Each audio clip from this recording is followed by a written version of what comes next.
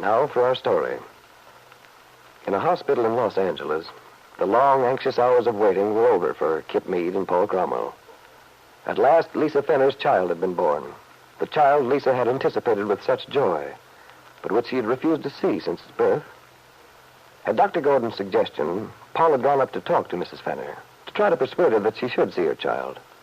But Lisa had refused, and insisted she didn't even want to know whether the baby was a boy or a girl.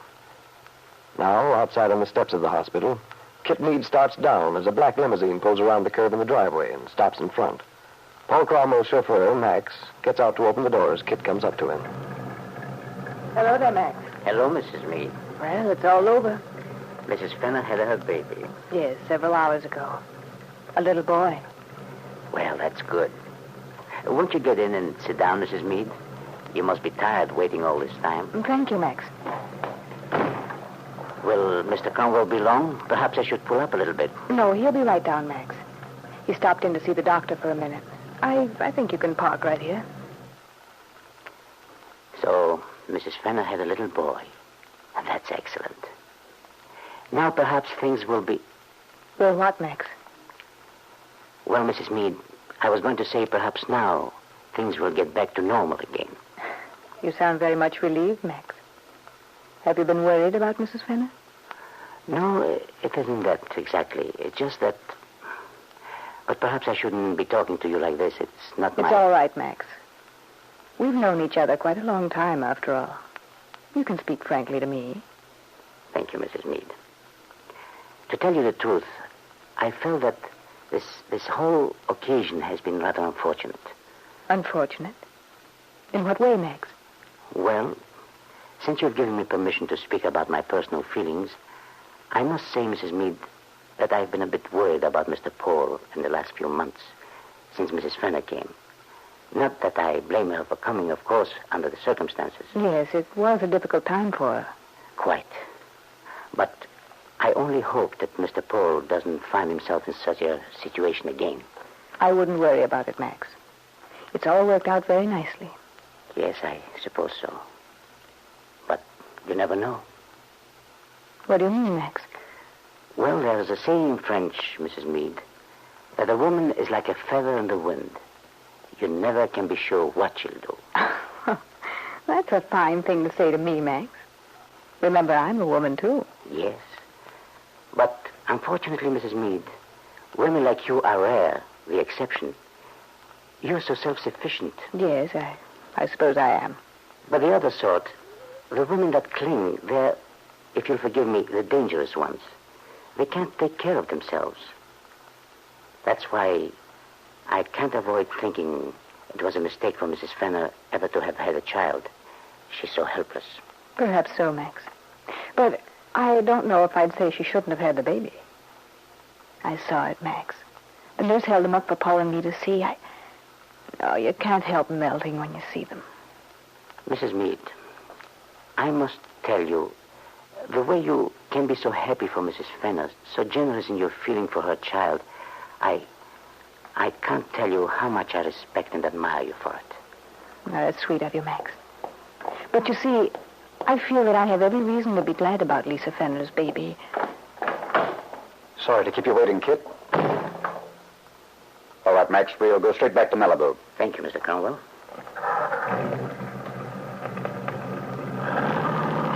Oh, what a nice hot bath, a change. Possibly a highball? Could be. Paul, would you mind closing the partition? Not at all. There. How's that? Thanks. Not that Max doesn't know everything that goes on. We've just had quite an illuminating little chat. Oh? What did Dr. Gordon want to see you about? He was very disturbed, Kit. About Lisa. He was? But why, Paul? I gathered she'd come through very nicely. Yes, she did. So far as her physical condition is concerned. Then what was the matter? Lisa's refused to see a baby, Kit. Oh, I see. So that's Lisa's answer. Yes. That was why Dr. Gordon wanted me to talk to her. He seemed to think I might be able to persuade her to see the child. Convince her that she shouldn't feel as she does. And did you?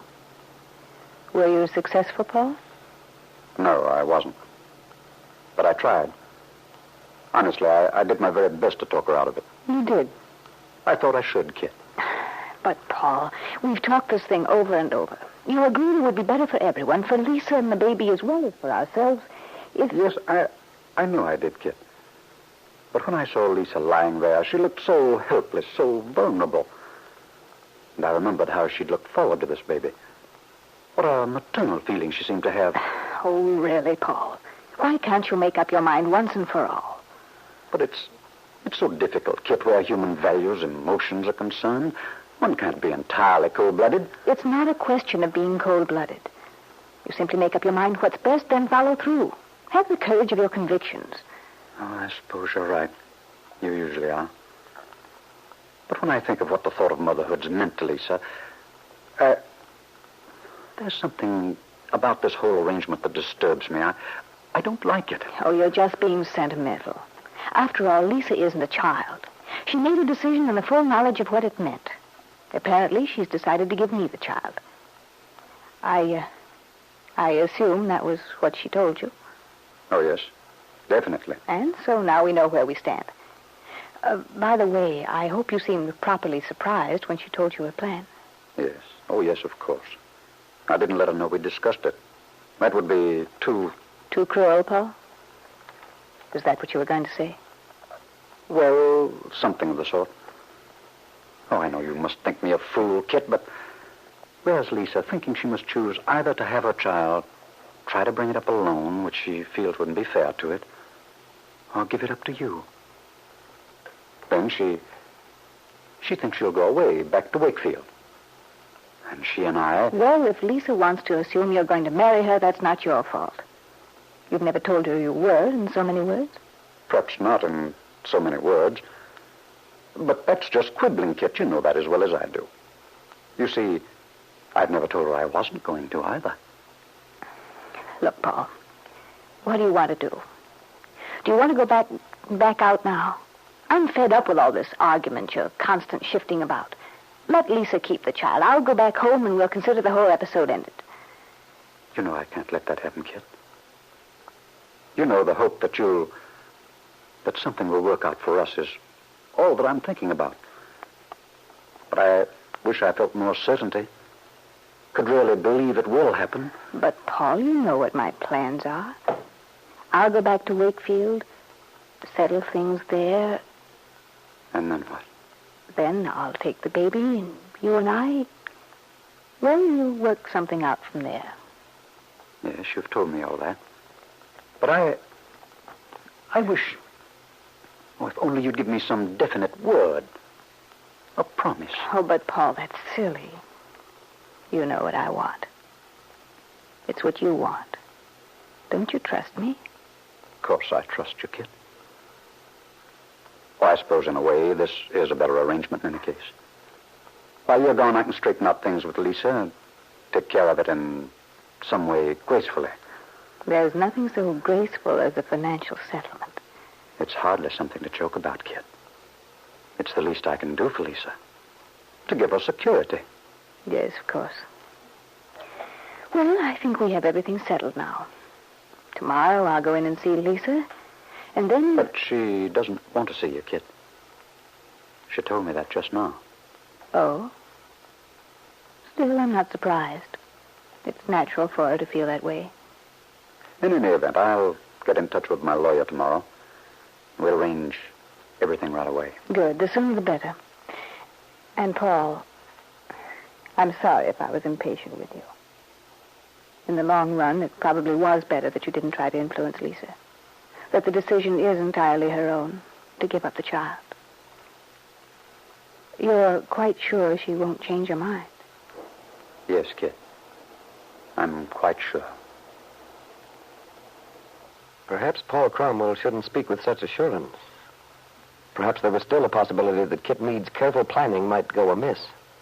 Because nothing could be considered definite and binding until the proper papers were drawn up and signed. And in the meanwhile, much could happen. I wonder, Kit, if you'll find it so simple, so easy to carry out your plan.